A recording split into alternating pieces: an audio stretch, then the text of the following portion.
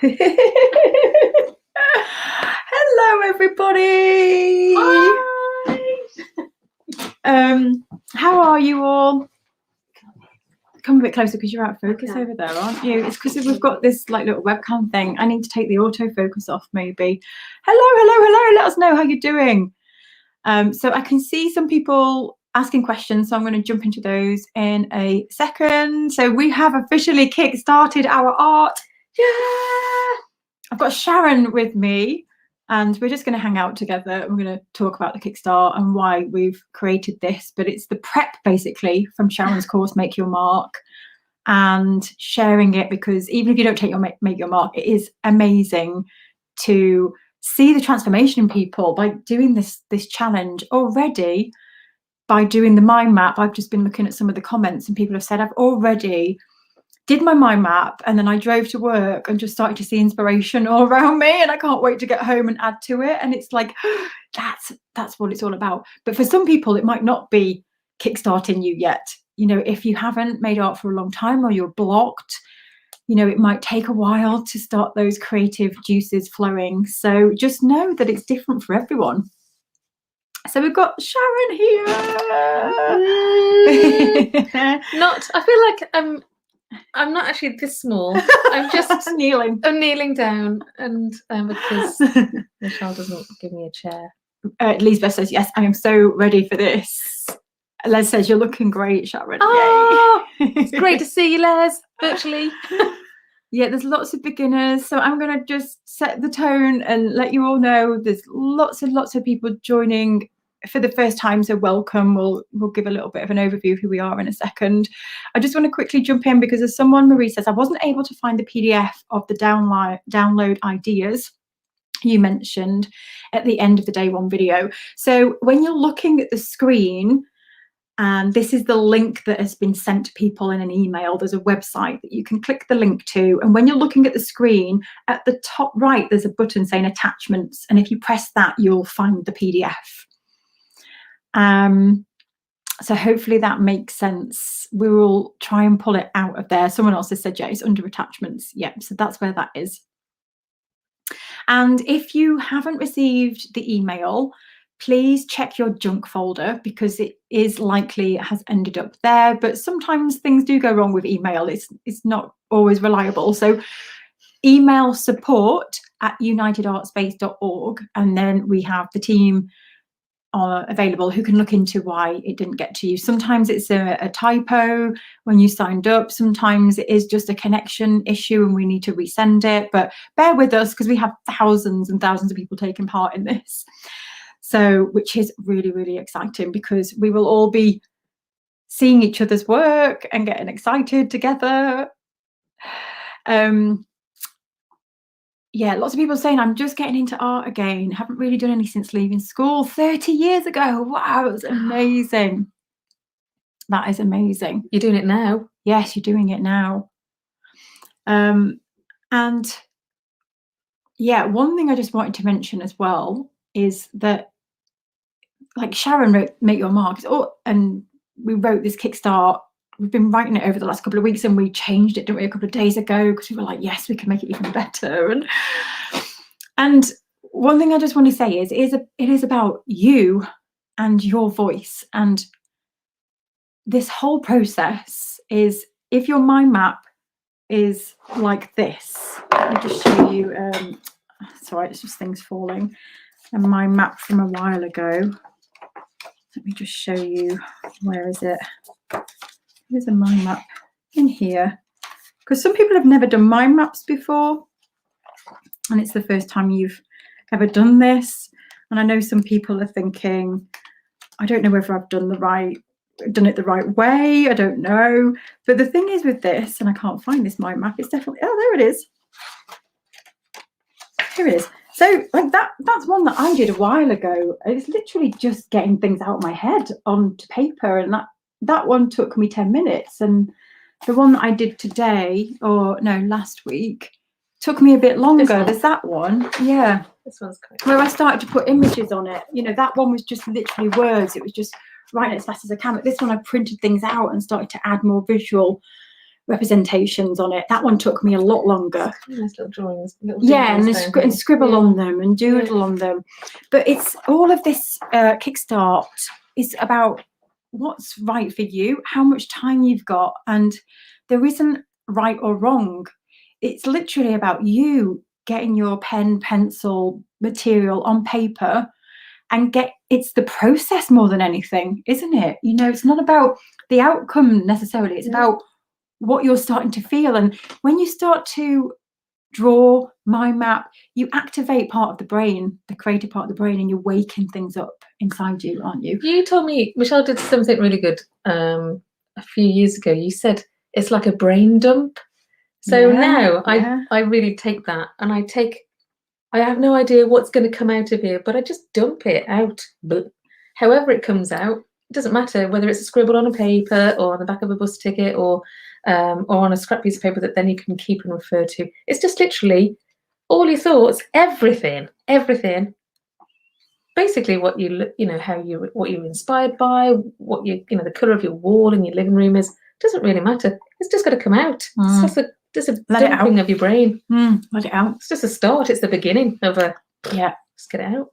And whatever comes out over the next 10 days, just know that it isn't always about the end result. It is literally about you loosening up, about you connecting with what you're seeing and being present in the moment. And it's about exploring and play, so you can't actually go wrong. I think the more you go wrong, the more you learn for yourself. Actually, I'd like to go wrong, because then it teaches you so much. You're growing as an artist. You're exploring different avenues that you could explore in the future, perhaps. And you're not sitting where but you've got to have a beginning or a starting point or it's just a brain dump. It's quite insightful as well, because sometimes when you do that brain dumping exercise, you kind of notice things that you didn't realize that were there. I know. And sometimes it's a surprise. What? I wasn't thinking that. How did that come out? So that's quite weird. I even did that today. So I did a mind map last week, and then I did another one with my kids today, and other things came out. Oh, it's so random, isn't it? When kids do it. 1 minute they're like playing cats, and then the other one is like they're a baby, then they're a sister, and then it's like, hope you don't go outside and play with some cars. Toy cars. Yeah. Not those kind of cars, not big ones. Yeah, it's just the point of it is that you get it out. Yeah, whatever it's inside of you can be anything. Yeah, and know that it will change as well. And we had someone even say they just did a mind map this morning, and they hadn't done one before, and literally 2 hours later they've done another one, and it's different. Yeah, because it's almost, I talk about the layers of an onion a lot, but when you first peel the first layer of an onion, I sat down with my kids today and said, what do you love? And it's like the first layer, the first surface, and it kind of feels superficial. It's like, oh, I like this and this, and then you run out of ideas and you go, I don't know what else I like. But then you go, but why do I like that? And how does that make me feel? And then you go, you're peeling another layer off the onion. Does it change with the type of day or the time of day that you're in, or the mood that you're in as well, or the people that are around you, or if you feel like you're sparking off somebody, or if you're feeling like, oh, this is really exciting, you might find those thoughts come out in a more positive way. And sometimes it's the cycle that you're in, whether the moon is really full. It could be anything, whether it's winter or summertime or what kind of weather it's like. It all has an effect on our moods as well, doesn't it? How these thoughts come out. Yeah. And they're all valid. I have loads of mind maps all over the place in every single sketchbook that I have. Yeah, and all of them. Just going back to that throughout these sessions, it's something that Sharon said earlier that just reminded me of something that's really helped me recently when I make art, because I am someone who's returning to art after a long break. Even though I've been running United Art Space, that's why I stopped making my own art, because I was launching United Art Space, creating lessons, creating the hub, all these things, and then so there was a lot of pressure on me, I felt, and I was putting pressure on myself, like I've had this break and now I've got all these artists I'm working with and I've got to start making. And so I've had to go through a lot of mindset stuff myself, and one thing that I've learned from you, Sharon, is, just that freedom in your sketchbook or playing and making art. And, when you've had a break or you've got something in your head and you put it onto paper, or you look at someone else's work and you try it yourself and it looks ridiculous. And you're like, all the time. So, but I was letting that stop me. And that's what a lot of people do. They create and they just think, oh, it just looks awful. There's just no point. And what Sharon's taught me, and something that's really helped me over the last few months, is to not criticize and critique yourself like that. It's just not helpful. And what is helpful is looking at it, thinking, okay, what do I like about this, and what don't I like about this, and what can I do in another piece that would be different? And that's what you teach. And that has transformed now the way I feel about my work. And I think that is a big part of all of this, is how you feel about yourself and your work. Because if you are criticizing everything that you do, and it just takes away from the enjoyment of it. And now, like, I have things in my sketchbook, and there's so many things about that I don't like. And when I first did it, I was looking at all the things that, oh, this is awful, there's too much color here, this didn't turn out. But now I look at that and I see the good things in it. And I'm like, actually, there are some interesting things in this, and there are some good things. And now I'm not ashamed to share this, because I didn't want to show this to anyone. I was too afraid of people noticing the things that are wrong with it. And so then I just now embrace it, and I go, yeah, and I'm liking these lines here, and I'm liking this. And so that was this journey, isn't it? If we didn't actually ever make a start, or ever put anything down because we're so fearful of where or what other people would think, or if it's not as good as so and so, or if it's, it might be better than you always have. I don't know about you, but I always have things in my mind that are much better in my mind than they are actually in physical world, because it takes practice and practice and practice to get to that point of, now I feel like I'm getting somewhere. But we have to have that starting point. We have to have that beginning. Yeah. And now when I look back on my work, I look back and I cringe. Oh, and I think, oh, did I really let that one go at the workshop? It's so much. It's a valid point. For instance, it's not just all about me. I was listening to Grayson Perry podcast a few weeks ago, and he was saying that he found some pots, or when he was doing his building work, him and Philippa Perry, that is, they were having an extension done to their house, and the builder found some pots in the attic. And because he didn't like them, then they never went out anywhere, because they were old. It was old work. But that was his starting point. And now, because he sold them for sometimes like 30 quid or 30 pounds, which is like the equivalent of 40 or 35 US dollars, depending on where we're at in Brexit world. But that actually, now those little pots actually paid for his extension. Everything has a starting point. Everything is valid because we're on this journey. And I don't see this journey as a linear journey. I don't think that we have a beginning, a middle bit, and an end. I think it's a circular journey, a circular one. So we start, and then we do something with it, and then we come back to the start and the beginning, and that feeds the next growth journey in our art world. In our art land, art head, art space, united art space. Yeah, it does. And we've already started to see that in people now. Like, people have just done the mind map, and then they're going back and changing it. They're going through the cycle really quickly. And some people, they go through, like, just talk about how you work a little bit, because Sharon's a full-time artist, has been for many, many years, haven't you? And this is the process you go through, isn't it? I was a teacher for a long time. So for 17 years I was a teacher in college and university, and then mostly at college. But then in 2014 I took up art full-time because I wanted to sculpt.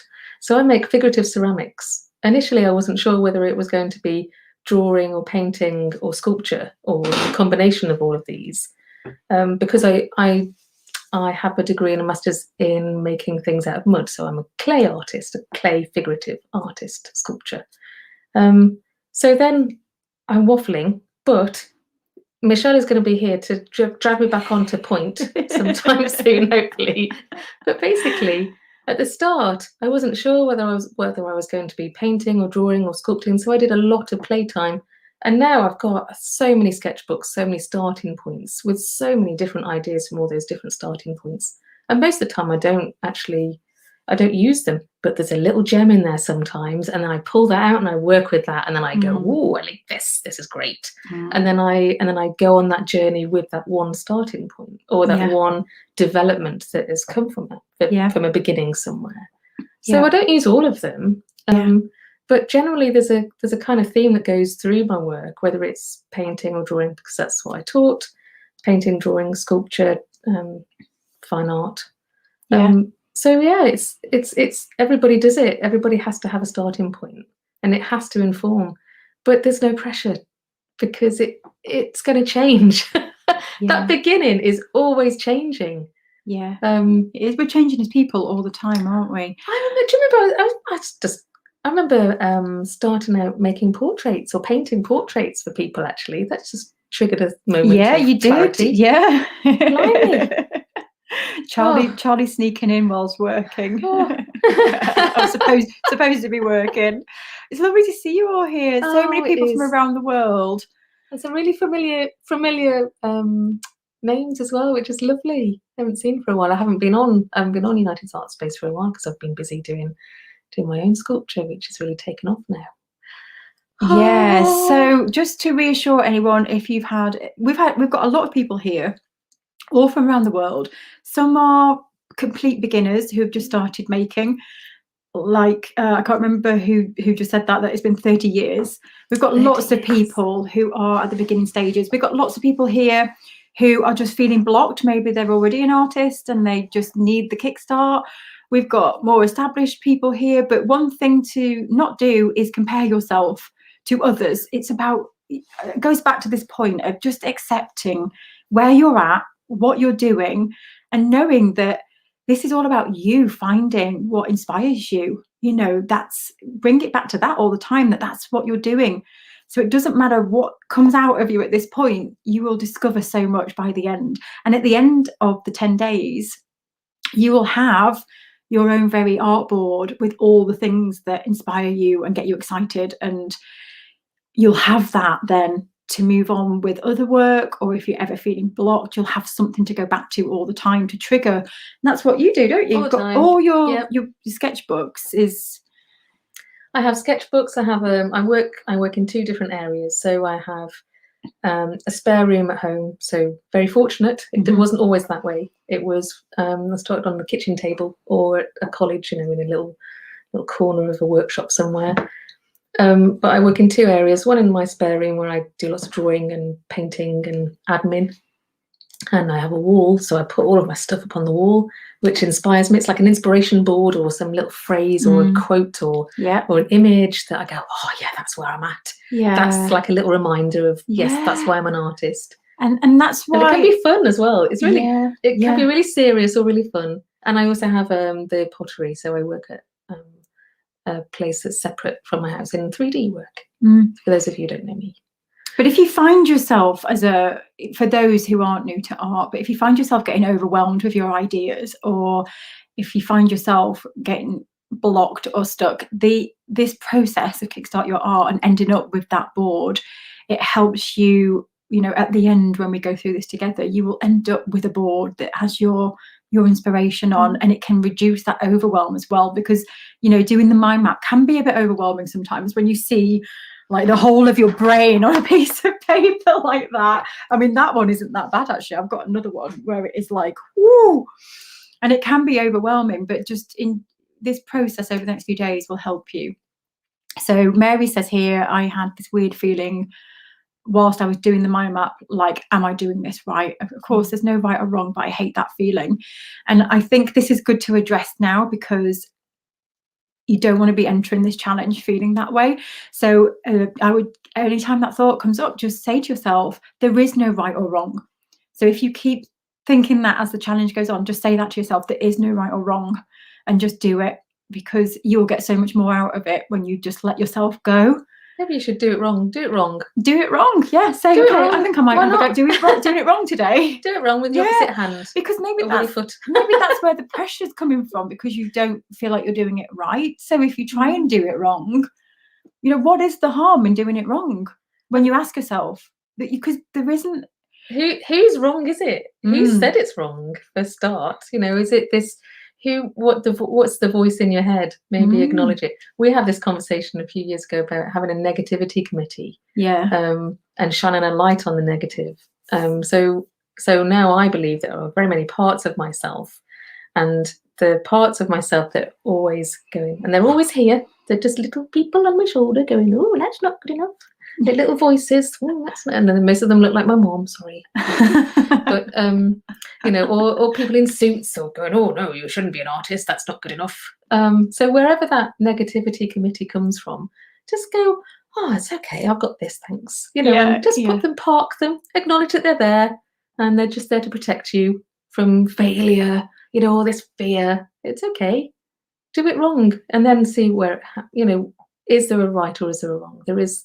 It's just the beginning. It's an interesting one, isn't it? Because if you try and do something wrong, like how would you do that? It's an interesting concept, isn't it? Okay, I'm going to try and do this wrong, and then you realise, well, I can't, because there isn't a wrong. What about if you write it out and then you tear it up, and then you put it all back together again, or you rub it all out, or you do it one on top of another. There's so many different ways of brain dumping. The whole point of it is that it's yours. No one else is going to see it unless you share it with anyone. So it can be really personal or really light and happy and fluffy unicorn clouds land. But you know what? If you, during this challenge though, if you do create something that you think, oh, like me, I can't show that. You don't have to if it totally fills you with fear. But the more that we are all open with each other and we share, the more someone else will see and go, oh, right, I think I might share mine because I don't feel so bad. And just remember as well, there are people here who are more advanced, like Sharon, who's been an artist for 20 odd years. So there are more people But Sharon was a beginner at once. And there's so many other artists that I absolutely admire and look up to, and think, oh, I never get to that point in my life, in my artistic career. But maybe I will, maybe I won't. I don't know. Who knows? It's just it's this wonderful big art journey that we're all on, and we're all in it together. And there's so many different ways that you can do this, and everyone is unique. No two people in this whole world will make a mind map or a brain dump that are alike. There might be similarities, but everybody is unique. We all have a different fingerprint, so it's we all have different experiences of being in different parts of the world and having different cultures and different experiences of growing up, whatever growing up is. Someone else was just said, I'm so glad there's no wrong, and there isn't, because what we're doing here, we all have our own voices as individual people. I am different to Sharon. Put this in front of us, we'll all draw it and approach it in a completely different way. Some people will get obsessed with the handle and take 2 hours to just draw the handle, and that's also good. That's fine. Some people will quickly draw it, and it will, like my son said today, he looked at one of my drawings up there and he said, was that the first time you held a pencil, Mummy, when you drew that? Did he say that? Oh, bless him. I was like, no, that isn't the first time I held a pencil. That was from last week. We all, and this is the beauty of this, because we're all finding our own voices that's unique. We've all got different experiences. We all see things differently. We all feel things differently. So we've just read something. What? Carry on. God, I don't know what.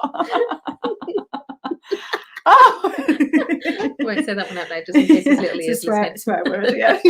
Mary, we like it. The voices inside the head. Mary just called them a little something else. Beep. But we I love it.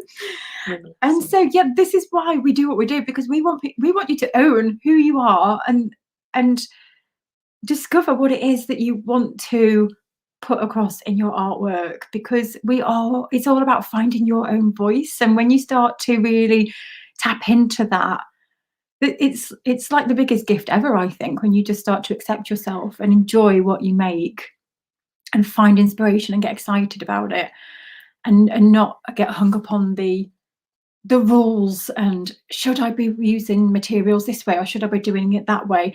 Look, over the next 10 days there are no rules. You know, use materials that you're not supposed to use together. Just chuck the rules out of the window, because it can just be so restrictive, can't it, when we're like, don't know if I should be using this material with this, unless it's flammable, of course, and electricity and water. You don't mix those things together. We're not going to go there. We're not going to accept any responsibility for anything. We need a disclaimer right now, don't we? Yeah, disclaimer is in there. We are not responsible. Not responsible for your playtime. But it is about Kickstart. You know, that's the whole point of it having a Kickstart. It's about, right, let's draw a line. Let's Kickstart. We're in the UK, we are the start of the spring is here. We're going to have lighter days. It's a really lovely time. It's a really lovely time. I feel so excited about this time of year. Every year at this point, I always come out of my quilt days and my duvet days, going, oh, what can I play with now? What can we do? How can we get our creative juices going? You know, how can we kickstart that? Like reboot it somehow. So this is just about playing and about exploring and about brain dumping, and it's just quick, short, 10-minute whatevers for 10 days. That's it. It's really simple. Even I could do that. Just enjoy it. Just keep bringing yourself back to it's 10 minutes each day of me just being really present, and this is my time to just notice what's around me. Draw in my sketchbook. It doesn't matter what it looks like, because I'm sparking that creative part of the brain that needs to be woken. And when you think of it like that, and I'm just going to enjoy it, show up. I'm not going to put pressure on myself or beat myself up. If you miss a day as well, do not stop because, oh no, I've missed a day and I'm terrible now and I didn't do it every day for 10 days. You know, we don't want any of that. We want you to just get up the next day, jump back in. If you've got time, catch up. If you don't worry about it. Just keep going. Don't give up. Don't give up. This is not kind of like school, is it? It's not where someone's going to tell you off. No. At all. No. It's a judgment-free zone. Yeah, that's a really good really good one. He said that. It's jumped. And I've got a question for you, Michelle. Yay. You know, we talk about sketchbooks. You and I are quite fine art. Can people do this on Pinterest or on social media or on screen? They can do that. I just wanted to clarify that with anyone who was thinking of those because things. it's all about visual arts, and that's because we work in visual arts. But this can be digital. You don't need to print things out. You can work digitally. I do think, though, that it's good to just step out of, if you are a digital artist, it's good to step out of the digital world and just sketch and play. I think that it's good to just try and mix things up during this time. Push yourself out your comfort zone a little bit. That's a good point. Yeah. Being on a screen, everything is flat. Yeah. So as a 3-dimensional or 3D artist, I really like things that are physical. And when you look at things that are physical, you actually smell them, you touch them. There's a completely different experience than you do if I was to give you a picture of this on a screen. So you really, really understand what that thing is, you know, that experience is. Yeah. And you can bring that back into a digital world, into the virtual world. Yeah. Which I love, by the way. I love the virtual world. Yeah, but I think it is a good question, and I think when you're gathering, you know, over the next 10 days, you'll start to gather ideas and inspiration, and you can do that digitally. You know, you don't have to take everything physically. If you want to do it digitally, that's fine. Again, this is about you and helping you work through this to spark your own creativity. So do what's easiest for you. But that being said, we do want you to challenge yourself a little bit as well, and face each challenge that you find each day with an open mind and just give it a go, because I don't want to do a spoiler alert for one of the days, but I'm not going to share it right now, but Sharon challenged me recently and I was like, no, I don't want to do that. I don't see the point in doing that. It sounds ridiculous. We both learned something from that, actually. But we're not going to do a spoiler alert. It's towards the end, but anyway, it's like life-changing. It's literally changed my art and everything, and even the clothes I wear. It's crazy from that one suggestion. So there could be, over the 10 days, I'm excited for you all, because it's like what Sharon said, there might just be one thing that comes out of this that opens your eyes, takes you down a rabbit hole of researching, or just makes you connect with something again that you realized as a child that you loved. I've been chatting with someone today about this, that they've been sat thinking about their art and did their mind map. And she said, you know, I went to art school and it was all very serious and very deep. And I've continued making art that's very serious and very deep. And she said, but recently I've just started to notice that the fish motif has always been around since I was a child. That's what I used to draw. Really? And it still comes out. And she said, and I'm realizing now. Yeah, and she did a mind map today on fish, and she said, "Oh my gosh, I'm starting to think that this is going to be my thing." Oh my God, that's really and good. She started to pull out memories from when she was a child, and that was just from one little realization, and it's completely exploded her creativity and what she wants to make. And she started to make little pendants and big sculptures of fish, and it, you know, it's just really, really exciting to see. But yeah, it can take a while for some people. Just want to say that, especially if you're blocked. I think if you're blocked, sometimes it's about warming the brain up, isn't it? It can take a while to get excited about art again. There's another question. I've got another question for you, Michelle. I'm going to be your question, little person on your shoulder. I've got a question for you, Michelle. Okay, if you are an artist and you know about mind maps, what's the point in doing another one?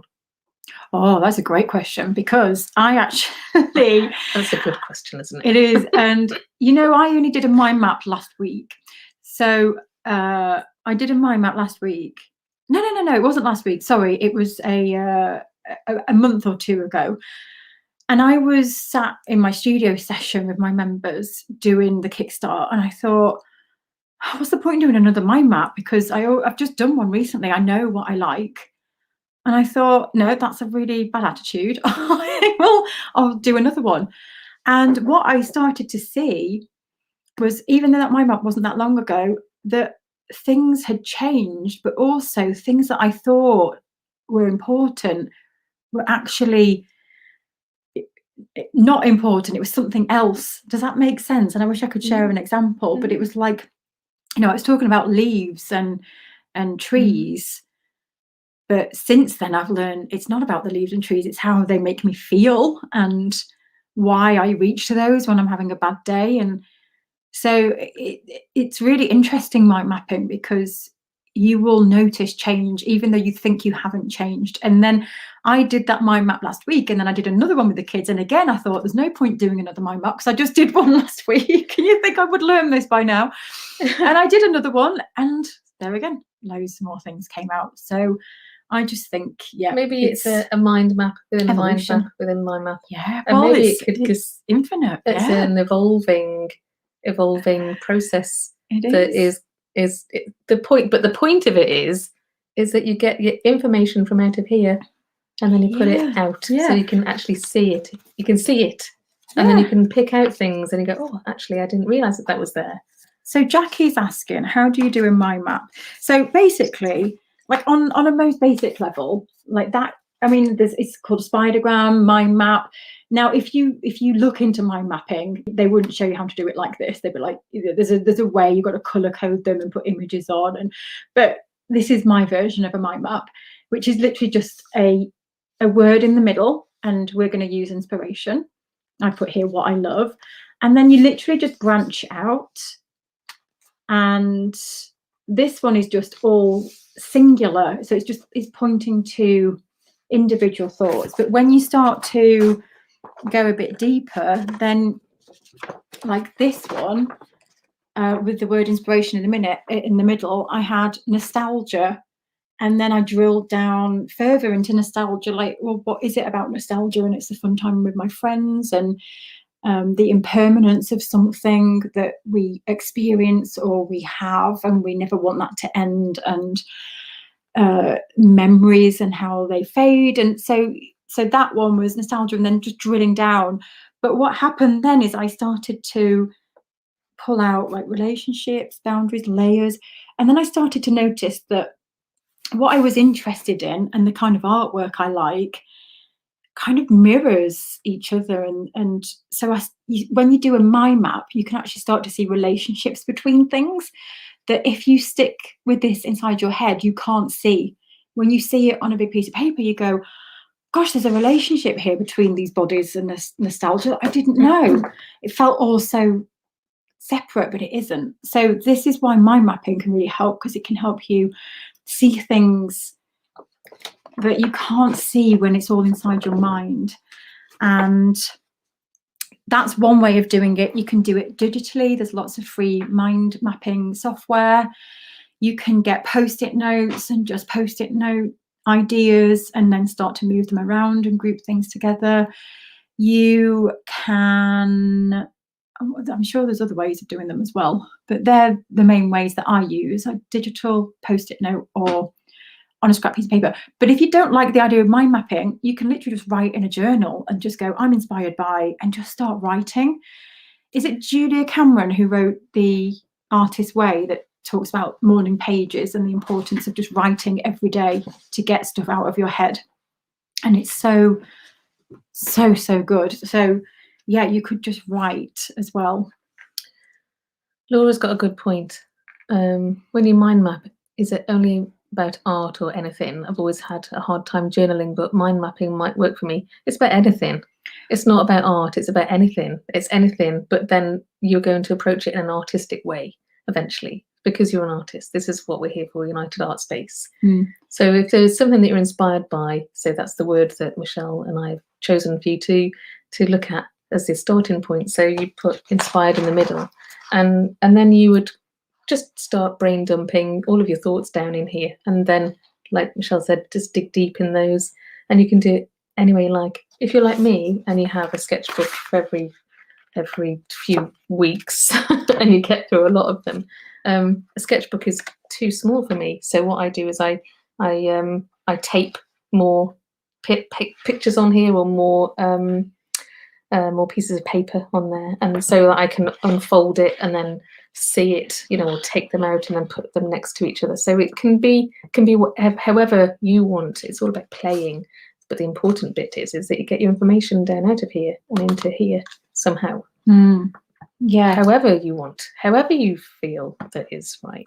Yeah, and actually, before we move on to the next question, I just wanted to say as well, you can also use mind mapping in the broad sense of inspiration and anything that inspires me, but you can then also use it for specific things, like just put art in the middle and just focus on art. Or you could put, you might find that relationships, for example, comes up on your mind map. Then you might do another mind map that's just relationships in the middle, and what does that mean? And it really is fascinating when you start to drill in. And that's what the lady did who I was speaking about earlier, who realized that fish keeps coming up. And she said she did a broad mind map to begin with, and fish was on it. And then she did another mind map with fish, and it was just this morning this happened. She said, I just feel like fish is really superficial and like there's nothing under the surface. And I said, do a mind map. And she went off and did the mind map. She was like, oh my gosh, I've just pulled out so much about fish that I didn't realize, and memories, and it was incredible. So yeah, you can use a mind map for anything that you want. So there's a are you going to read out this one? Yes. Okay, yeah. Sharon says, the problem for me is butterfly brain. Ideas approach and don't discipline myself to persevere and develop ideas, how to accept self and develop. So this is a great one, and I think we all can relate to this, because I have a massive butterfly brain. we are bonkers when we're together, and we will have like a million conversations in the space of 5 minutes. It's actually exhausting, isn't it? It's really exhausting. So we are crazy, but I think this whole Kickstart is about download it all, because at the end what we're going to do is get you to make your own artboard, and you will start to be selective with what goes onto that artboard, because you can't put everything on your artboard. And we'll talk about this at the end of the challenge, but it is about, we don't want you to think about that yet. I just want you to just look at everything, scoop it all up. Don't judge. Don't think that I've got no discipline. And release all of that right now, because this is all about 10 days of playing. We're going to guide you. Just release all the fear, gather inspiration, do the exercises, and then at the end we'll show you how to collate it, refine it, so that you can have more discipline in what you go on to do. So this will really, really help with that, Sharon. Yeah, absolutely. Yeah, it looks like we're all butterfly brains here. Yeah, look, I struggle with not focusing. 1 minute I'll paint, the next I'll be sewing or crocheting. Great. Yeah, same here. Yeah, we've family, home, and work. Yep, absolutely. Monkey brain. Yeah, I call it my monkey brain. I think my butterfly brain is very much a superpower. And there was a conversation up here as well. There was a thing that I wanted to read out. A question. Yeah. What do we do with all these sketchbooks? It's a really great question. What do I do with all these sketchbooks that I have? I use them. Yeah. I look through them. I use them. But it's also just a way for me to get down. They are my resource. They are personal to me. They have got all of my real deep, intimate thoughts, feelings, everything to do with art, everything why. I dig down really deep into those sketchbooks. I don't show them to anyone, they're just mine, and they're my resource, and they're personal to me. And it's really important for me to have something that I can go, oh, feeling a bit meh, or I'm not inspired. I'll just have a look through my sketchbooks, and then something will pop out. That's where I was going. I wanted to take that, pull that out. And I am always looking back through my sketchbooks, and over the next 10 days you'll understand why, because it goes back to that point as well of not looking at something and thinking, oh God, that's just rubbish, but going, what don't I like and what do I like about this, and just breaking it down so that it's not the overall thing that you're looking at. I try and break things down now, and just the way the lines meet, or the way there's more contrast in one area, and I try and look at it like that instead of looking at like I've just done a really rubbish drawing. Does it give you distance, like a bit of perspective? So it kind of distances yourself. So you can there's a lady here actually suggested it as well, which I totally agree with. You make a mind map so that you can visualize it, and you distance yourself, and you can see it for what it is, and it's not internalized over and over and over again. It allows you to put it to rest, if you like. Because this is another thing we're doing by downloading, is just that space. Gosh, that space in your mind, which is great for the monkey brains and the butterfly brains. It's also really just a really great start. It's a great starting point. Nick saying, can my one word be subject a tangible thing? I have a copy of The Artist's Way, hidden for decades in my dad and mum's bookshelf. It's great. So we've just suggested using inspiration in the middle and going with that, but feel free to start with a tangible word in the middle or subject and seeing where that takes you. Absolutely. Yes. Please do let us know if you have any questions. Morning pages are wonderful. Les says, the inspiration branches off, leads to another, and then you might end up with a big area where you think, I need to do a new mind map for this one. And just seeing if there's any questions. Hello, Tamara. Lovely session, by the way. Excited to be here. My issue sometimes is that my brain is too packed of ideas. And how do I choose? Okay, so I think we're covering this a little bit. So perhaps the next 10 days I'll concentrate on one idea per day, see where I go from there. So try not to jump to... I feel for you, Tamara. I totally feel for you. It is packed. My brain is always packed full of things, which is why I think it is quite a superpower. Because if I would prefer to have a packed brain for myself, because then I can pick out the bits, just pick them out. And then and I can have as many mind maps as I like, as many thoughts as I like. And those help if my brain is not so full. So then it kind of empties it a bit, and I can see it clearly, and then I can pick out the bits that I really like. And this whole process will help with that, because it's about switching on and looking, and sometimes you think that your ideas are scattered, but sometimes there's something bringing them together. It's hard to describe, or the act of this, and towards the end when you start to refine it down will help. So just do it. No right, no wrong. Just get it done. It would be boring if we had the same thoughts. Oh, yeah. There was one point. That's the other day. Got a little story. Can I tell a story? Yeah. I Tim's just got a good. Very quickly.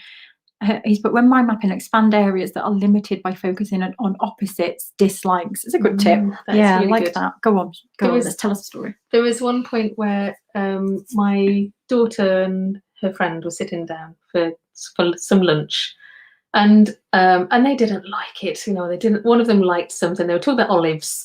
Oh, I hate olives. That's disgusting. They're horrible. And my daughter's like a fan. She just eats olives until she becomes an olive. So we were then talking about how weird or how horrible it would be if we all liked the same things. And that is just one really simple child example of we are so different, and we have to welcome those differences. Yeah, it is not about comparisons. It's not about so and so is better than me. There's always going to be someone better or someone. Actually, everybody's the best at who they are as an individual. You are the best person you can be. I can't be better than Michelle at being Michelle because Michelle is really brilliant at being Michelle, and I can only be the best that I can be from Sharon. That's it in a nutshell, isn't it? Yeah. We have to celebrate those differences. There's someone's just asked, can we share our work? Absolutely. So there's a few places, because we've got some people who haven't got Facebook, and of course Australians can't access our page. Let's not go there. So there's a few places you can share. Instagram with the hashtag, it's on the screen now, UAS Kickstart. Post it on Instagram, share it there. We'll share it to our stories, and we'll check that hashtag every day. Also on the Facebook page, pinned to the top of the page will be the day's challenge each day, and there's a comments underneath that post. You can add your mind maps there. Lots of people have been sharing them over there. And then we've also got a free group called the Virtual Art Studio. So that's where there's a big, huge community of artists from around the world, and you're very welcome to share in there and get to know other people as well. So there's some of the places that you can share what you're working on. But I just saw a comment come up and I wanted to help Kim. So Kim's saying, I can't get started at all. So Kim, let us know in the comments if we can help in any way, and let us know what you've tried so far, because if you can, my suggestion would be put some music on, carve out some space where you're on your own, put a nice song on. Music always helps me.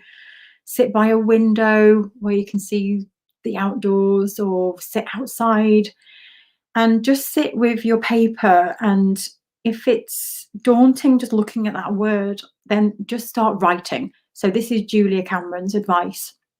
She says, just start writing. Even if you're writing, I don't know what to say. I don't know what to say. You keep writing that until your brain will go, okay, I'm sick of writing this now. I'm going to write something different.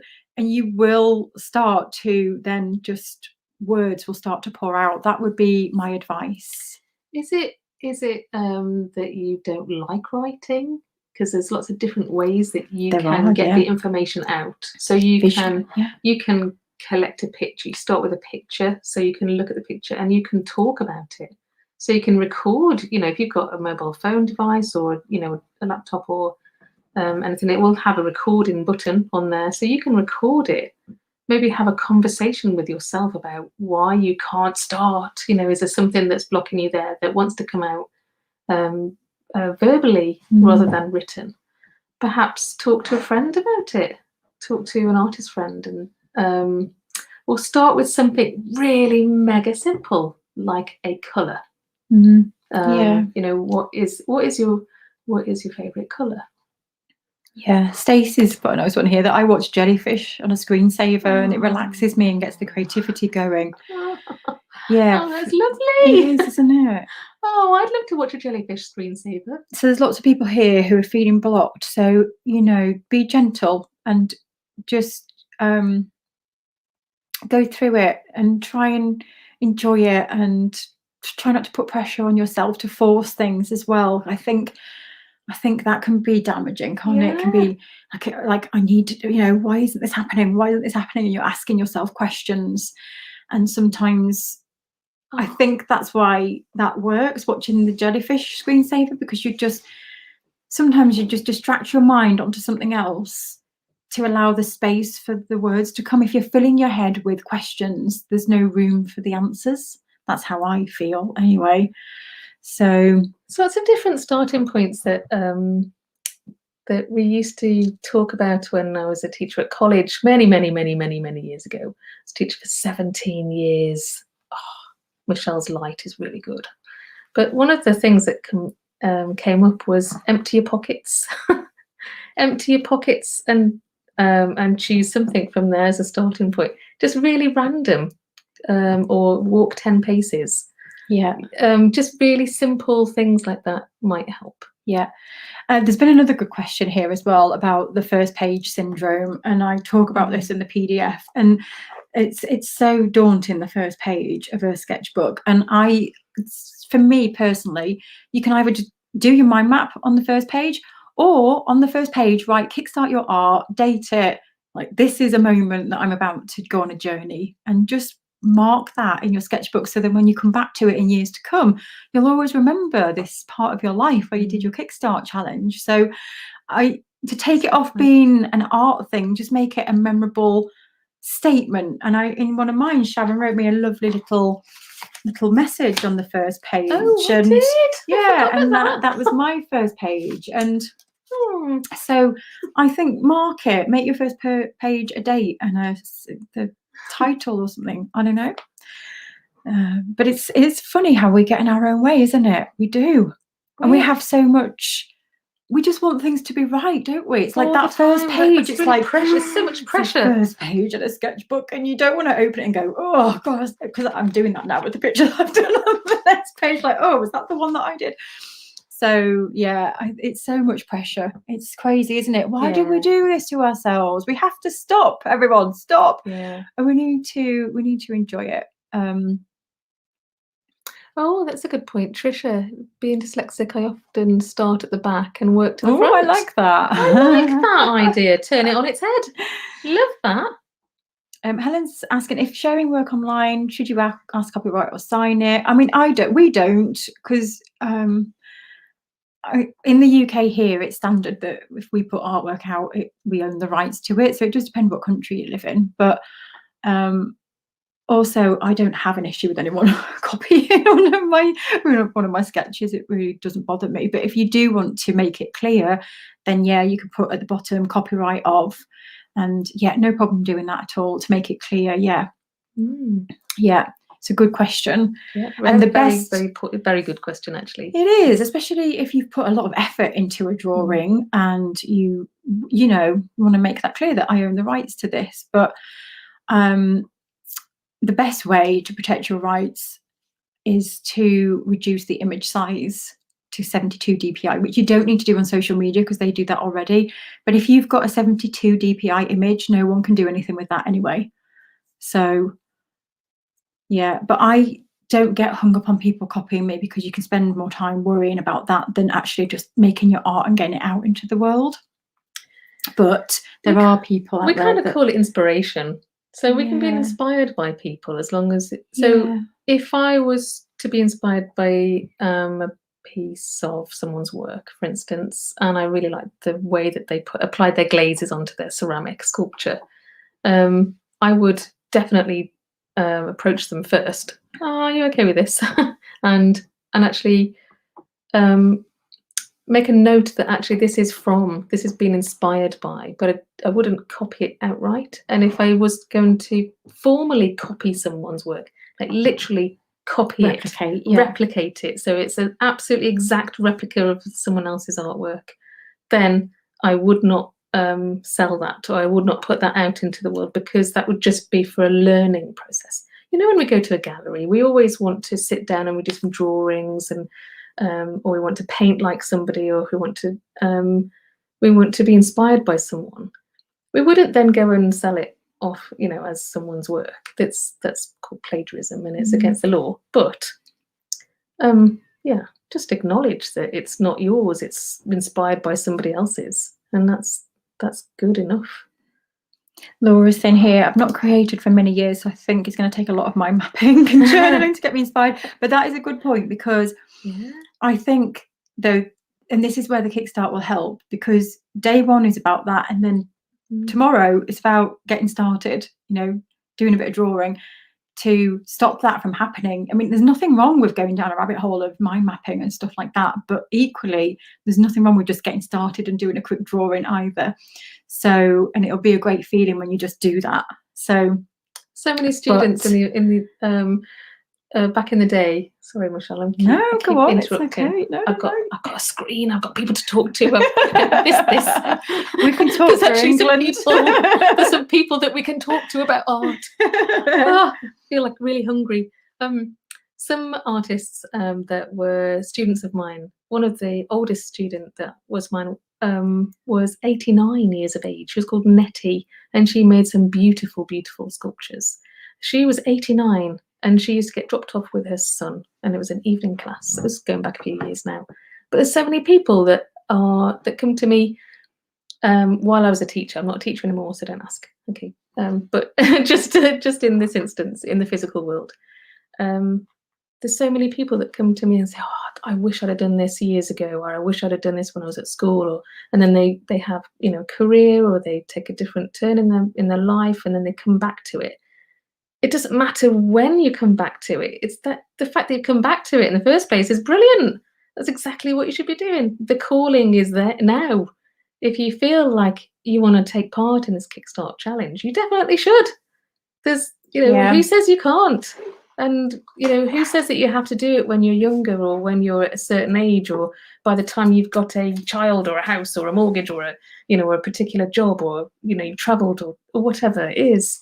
Yeah, we put all of these things on our minds, and we too many restrictions, these fears. They'll just get in the way. Just get rid of them. I don't acknowledge that they exist. Our oldest member is 82, I think, and she literally just started selling her work a couple of years ago. So it's never too late. And actually, someone's just put a quote here about mistakes, and I just thought I'd put this on the screen. So when drawing or painting anything, mistakes are inevitable, but they needn't matter. They are part of the process. Often they can be drawn over. If they're serious enough, you can begin again, but anxieties and uncertainty are part of the task. It's simply best to get on with it. Yes. And there was I'm looking back through my sketchbook. This is the thing, when you notice things as well that spark your curiosity, put them in your sketchbook. This is what you want to be doing over the next 10 days. If something stands out to you, write it down. And I remember there's a quote in here, and I'm probably not going to be able to find it, and it is about making mistakes. Here we go. Your mistakes become the beauty in your work. That's Nicholas Wilton. And he's right. Yeah. You'll make a mistake. It's a sign that you're growing. It's a sign that you're going into uncharted territory, that you're learning something new. You don't just get on a bike and ride it, do you? Don't just, when you're a child, you don't just get on. All right, I'm now riding a bike. Or you don't just get in a car and you just drive a car. You have to learn how to drive the car. Yeah. Or if you've been driving a particular car for a while and you want to change your car, for instance, then it might take you a little while to understand where the gears are, or where the steering wheel is in a particular place, or things are kind of out of sync, or you might feel like you're a bit nervous to get back on the road again. Yeah, I think as well in that statement, it reminds me of when we're trying to be perfect and not make the mistakes. We miss an opportunity of making a mistake and actually going, wow, that looks amazing. Because it's when you make those happy accidents and when things didn't go to plan, but something comes out and you go, wow, that's actually really cool, and I would never have thought of that. So it goes back to these preconceived ideas that we have about making, and actually when you let yourself free to make the mistakes and things go wrong, you see something in a pattern or a texture or the way it was not meant to be, but it works. So I think embrace it. Yes, embrace it. So I think we're going to wrap up, because have we been talking for an hour? I just noticed the time. We have, haven't we? Oh my gosh, we can talk. So are there any other questions before we go? I just trying to think if we've got any. Yeah, Rebecca's saying, I love just playing. Yeah, just approach every piece as an experiment that way, not precious. And Rebecca's work has come on so much in the last year from taking this attitude and adopting that mindset. That's a good sentence as well. My confidence has grown. You don't just get confidence, you grow it. You grow with confidence, don't you? You have to grow that confidence. Just doesn't get given to you. I know I am confident. Yeah, happy accents. I'm quoting Bob Ross. Yeah. Bob Ross. Oh, I love Bob Ross. I was doing a video the other day and I thought I looked like Bob Ross. I was talking about happy clouds. But they weren't really happy. I totally get it. Oh, this is a great one before we go. Oh, you're not going to shut us up now. We don't. Oh, yes. But this one. We're not even on gin. So, Squid Rocket, but you're logged in as your son. I love that. Squid Rocket. Eh? But my question is, how important is skill? And oh, my life. I could talk for hours about this, but I'll give my view and then you give your view. But importance, I think it's more important to find your voice and connect with what it is that you love, and then skill develops. Like if you don't know why you want to make art or what it's all about or what you're drawn to, then the skill can't develop. So for me, the desire to make art is the most important thing, and desire is more important than talent in every way, even for those who want to sell it. If you don't have the desire, the passion isn't there, it doesn't come across when you sell. You've got, you haven't got the desire to go and put it out there and speak to people about it. It just doesn't come across. And it's the same when you're making. If you've got no desire about what you're making really, and you're just making it for the sake of it, that will come across in your work. Take a musician who's really passionate about their music and they've written their own song and they sing it on a stage and you can feel the passion. And it's the same for artists. If you've got really passionate about something, to me, I've worked with so many artists who, to others, they don't have any skill because they're not looking at the formal elements. They're not looking at tone and depth and how things are composed. They're coming at it from a feeling, and they've still gone on to make a living. They've still connected their artwork to people. And that's because they've got something, they've worked on it, desire and passion. But equally, if skill is important to you and you want to render something accurately and you want to create portraits that have a real likeness, then yes, skill is important, and you can develop that with practice. So it all goes back to, what is it you want to make? And is it important to you to have that skill of replicating something as you actually see it, or is it not important to you? And this is all about kickstart your art and find your voice. It's all about what you want. I don't believe in skill or talent. Don't you? No, I don't. I think, like you said, if your voice, so the importance to me, I totally believe this. If you don't have a voice, then it doesn't matter what you do. It's not believable or real or honest or pure or heartfelt or exciting. It's not raw. So the skill is just like a second. It's like a tool, I guess. So if you're wanting to make photorealistic paintings of particular people, for instance, then maybe the skills to gain and to develop, so you'd have to develop it, comes through practice. You might need skills set in particular areas to get to the point where it is that you want to do. So the end, this kind of conclusion point that you want to make this work, this painting, you need the tools to get to that painting. But the most important thing is your voice, and it's finding your voice, making your to try and just make your mark that is true to you. That's the most important. And people talk about raw natural talent, or they have skills. Oh, they're amazing skills. They don't just get them. It's something that they're brought up to do. It's in it's been taught from an early age. It's something that they've practiced. And that is a development of something that enables them to have a voice in some creative area. I think. So skills, talent, they don't ring true for me, unfortunately. And that is my opinion. And I'm going to stand by that one. I am. It's most important. I mean, look at punk rock, for instance. There's no skills there. But the raw energy and the talent and the, and not the talent, but the raw energy and this big, massive movement in the UK and America, in Europe, just from a bunch of people, young people that just have a voice and they needed somewhere to say it. And they just picked up guitars and they picked up bass and drums. I don't know how to play them properly, whatever properly is. But they had a massive impact on so many people's lives. And they made a big difference in our world. So that's more important, I think. Yeah, follow what you're drawn to. Yeah. So yes, it is. It's about looking or working towards your strengths, perhaps. If you have a tendency to prefer working with your hands, like I am, because I'm always talking with my hands, and I'm a tactile person. I really want something that's tangible that I can feel and smell and taste and touch and hear and listen to and all of that. So that's my thing. Doesn't matter what your thing is, as long as it's your thing and it really speaks to you. Yeah. Definitely. And lots of people are asking. It's a great, heavily loaded question, though. It's amazing. It's got so much behind it, that one, hasn't it? Yeah.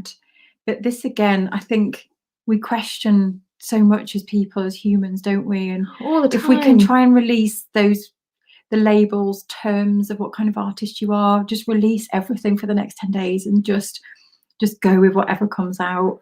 And don't try and analyze where it's going or how am I going to do this. Just enjoy each day and just see and try and release as much of that noise in your head as possible, because you'll enjoy it so much more.